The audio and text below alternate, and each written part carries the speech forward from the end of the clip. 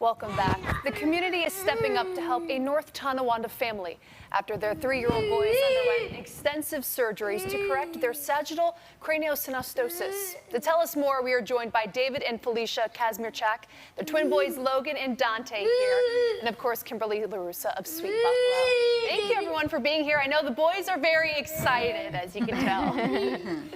So why don't you start off by telling us about their condition? Well, they were diagnosed almost on the 3rd year.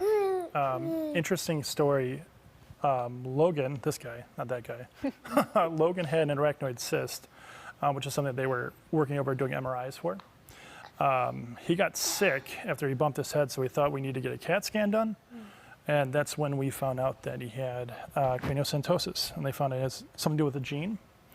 And they found out they both had him. Wow, and what led up to the surgery? How has that process been? Rough. Yeah. Honestly, doing a lot of research and a lot of tests and trying to make sure that they're going to be okay. A lot of questions and a lot of time with the medical team at Children's Hospital. So what were doctors telling you? How crucial was this surgery for the boys?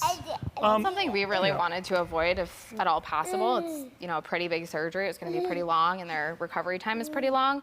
But the neurosurgeon told us that it's pretty inevitable that it'll cause more developmental delays. It could be contributing to their speech and that they could even go blind. Wow. So at that point, it was no longer a conversation. It was something that had to happen. Absolutely. And you know, aside from, of course, you know, the medical side of this and what the boys were going through, how has it been on your family?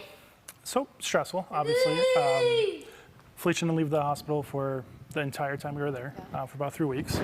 But it's been like the family's getting together, friends and community have obviously helped. Their grandparents, her parents have been absolutely helpful.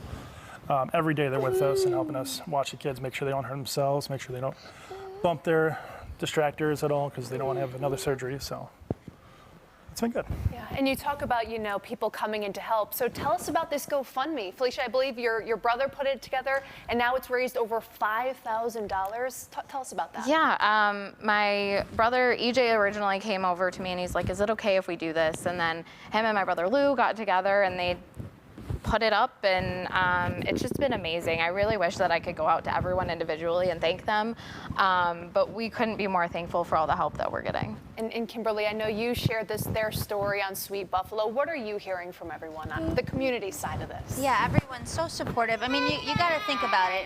You know, you don't expect these things to happen, and parents, you know, they have to work, but they have to take care of their kids too. So what do you do when your kid needs you all the time? And so, you know, this GoFundMe will go to helping them stay with their babies until, you know, they're well enough again. And, you know, so it's been nice to see the community step up for them.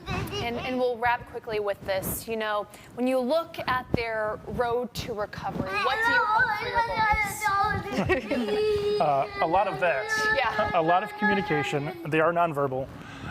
Partially it has to do with the craniosynostosis, so we're really hoping that this kind of picks up, gives their brain space to develop, and they start communicating, and they start telling us what they want and what they want us not to do and stuff like that. But really, we just want them to be able to have the most normal life as possible.